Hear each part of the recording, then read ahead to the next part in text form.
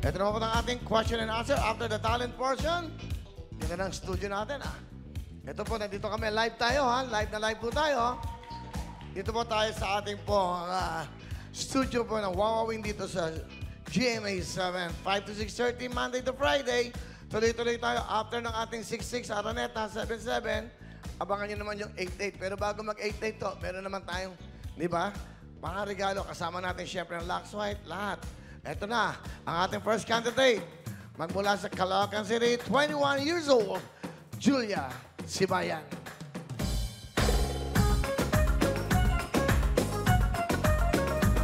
Hi, Julia. Dahan-dahan na. Very good. Thank you. Hi, Julia. Hi, Will. Kamusta ka? Hi, guys. Binabati ko po kayong lahat.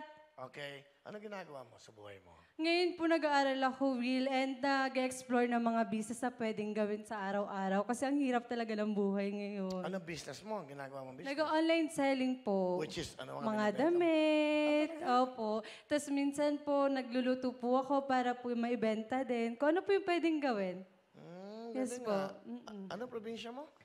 Caloocan City po. Doon ka nakatira pero wala kayong probinsya, nanay. Meron, Tacloban City. At bumati ka sa mga taga-Tacloban. Ay, binabati ko yung mga kapamilya ko dyan sa Tacloban at yung mga friends ko dyan sa Tacloban.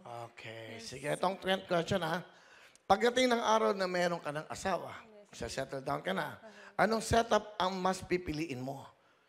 Yung pure housewife ka lang, pero maayos naman ang pasok ng pera ng asawa mo? Housewife ka lang, pero nagtatrabaho siya, okay naman ang buhay nyo. O yung pareho kayong may career na mapagmamalaki mo, pero hindi naman maganda ang pasok ng pera nyo pareho. Kumbaga, ibahin ko yan, masyadong magulo yun Gusto mo sa isang lalaki, mapangasawa ka. Anong gusto mo? Housewife ka lang, ayaw kanyang pagtrabahuin, pero may gusto kang gawin sa buhay mo. Gusto mo rin makatulong sa kanya. Pero ayaw ng asawa mo, anong gusto mong gawin? Housewife ka lang o tutulong ka sa pagtatrabaho sa kanya?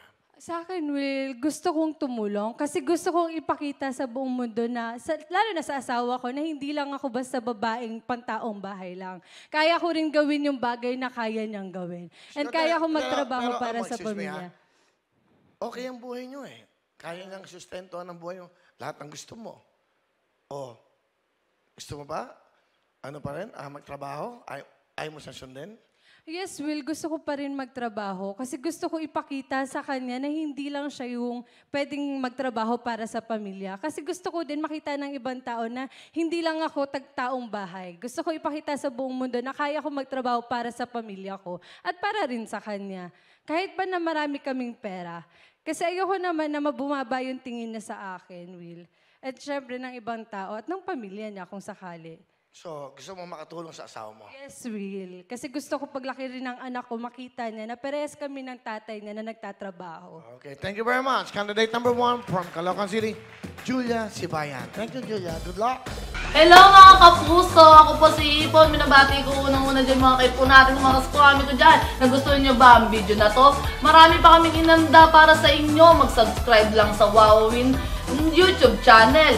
Tsaka, don't forget to hit the, the bell button para lagi kang updated. Yun lang!